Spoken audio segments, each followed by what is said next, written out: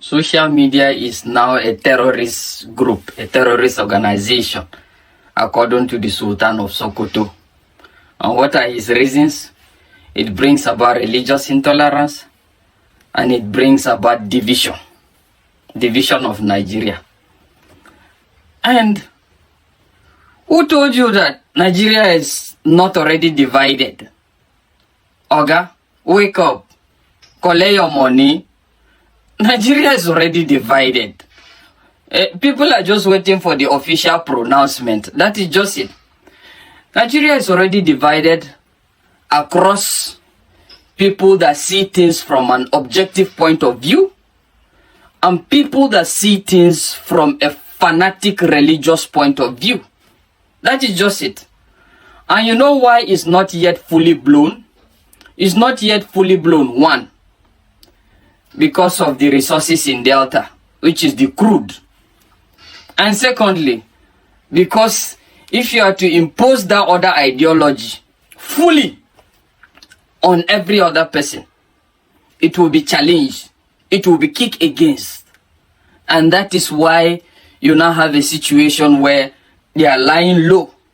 They are waiting for the right time to come for it to fully manifest. And that is just the fact. Who told you that? You know, a lot of these campaigns, clandestine campaigns, have given birth to a situation where leaders are not elected on the basis of merit. They are elected on the basis of religious fanaticism and sentiments. And that is what gives birth to the likes of them Dracula. Well, the fact is, I don't want you to think that Dracula is actually the problem. Dracula is not bad in its entirety. Dracula have realized that he needs to become a vampire for him to command that power and for him to be able to protect his people. And that is why he has become that. So Dracula is not the problem. But the proceeds, the activities that gave birth to him is the problem. And I want to say this to the Igbos, please. See, Dracula fully knows well what he's doing. I am telling you.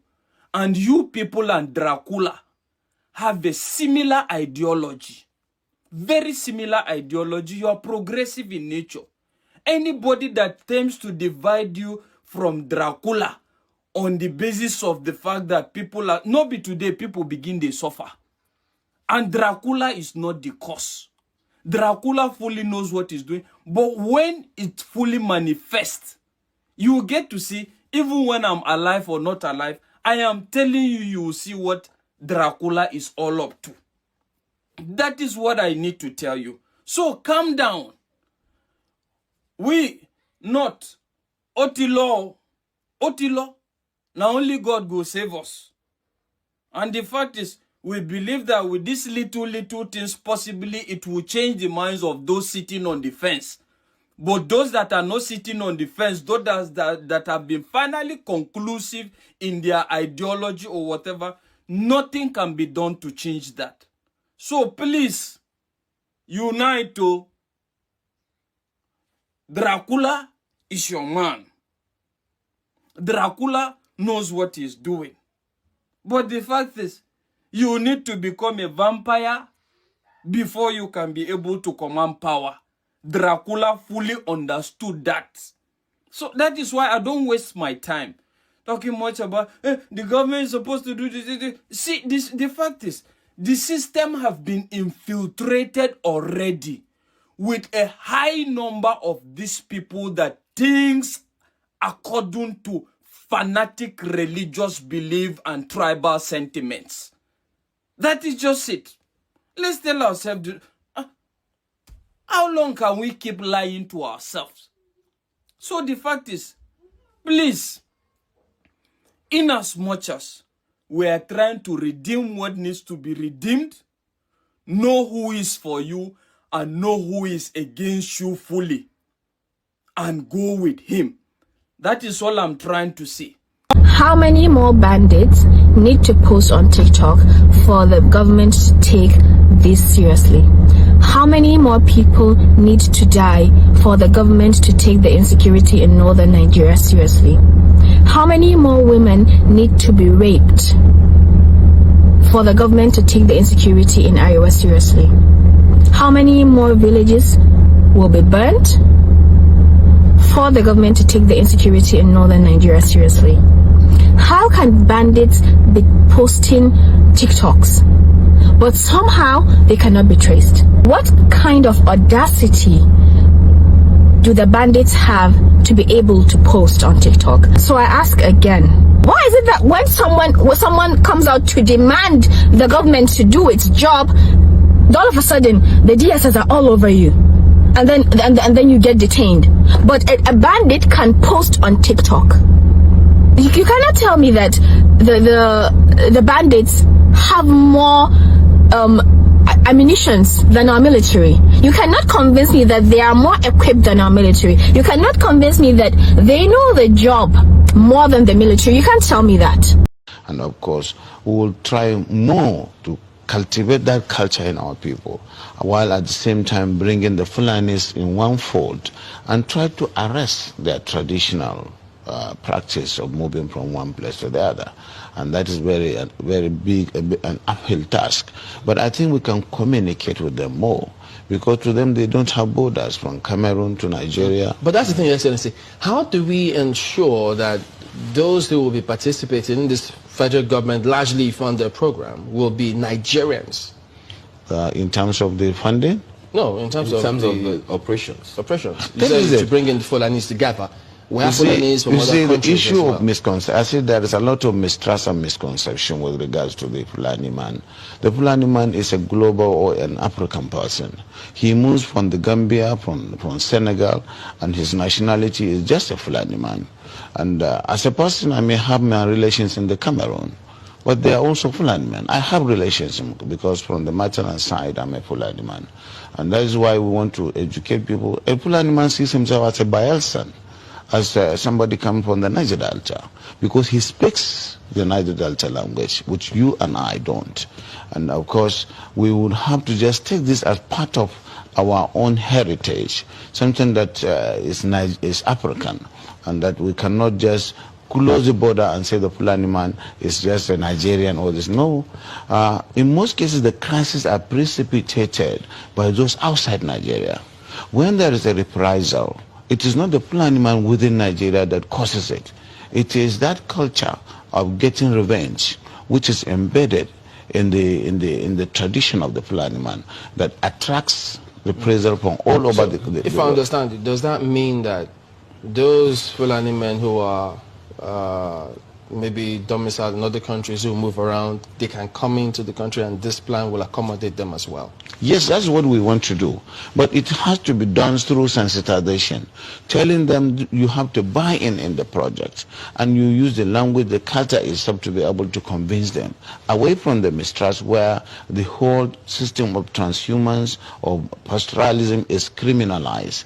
Criminalization of pastoralism is the problem that we have with this project, and it requires people with passion who understand them and who they believe in, people like us from that part of the country, to say yes, we have this.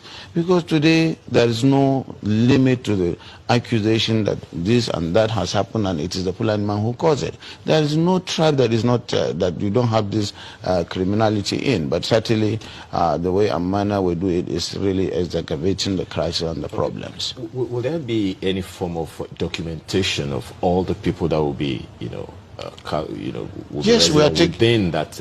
Oh yes, that is going to give Nigeria the opportunity to really have the best in terms of documentation in the demographics, because as I said, the Fulani man settles anywhere he can feed his cattle.